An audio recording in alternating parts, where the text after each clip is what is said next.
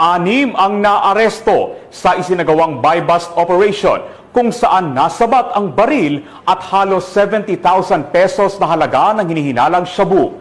Magbabalita dyan si Patrolwoman Andrea Dominic de Palubos. Tuloy-tuloy na kampanya ng Iloilo City Police Provincial Office laban sa iligal na droga. 6 na individual ang nahuli sa magkahiwalay na buy-bust operation sa loob lamang ng isang araw sa Santa Barbara, Iloilo nito lamang 11 ng Nobyembre taong kasalukuyan. Pinangunahan ni Police Captain Alberto V. Mangilimutan Jr., Officer in Charge ng Tubungan Municipal Police Station ang unang operasyon na nagresulta sa pagkakaaresto ng 5 sospek, kabilang ang 2 menor de edad na kumpiska sa kanila ang tinatayang 5 gramo ng hinihinalang shabu, isang 12-gauge rifle at 4 na bala.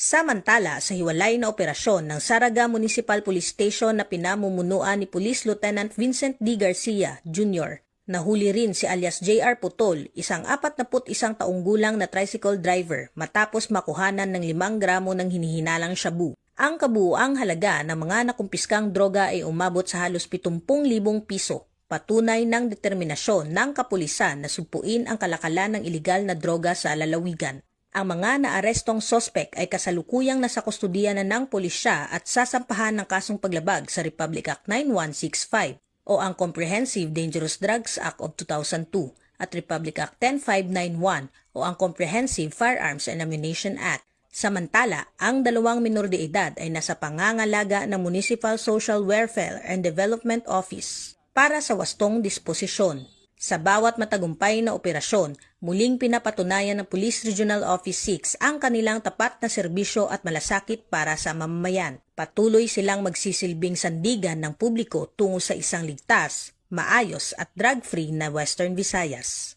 Mula dito sa Police Regional Office 6, ako ang inyong Police News Network Correspondent, Patrolwoman Andrea Dominic de Palubos. Alagad na batas, tagataguyod ng balitang pulis.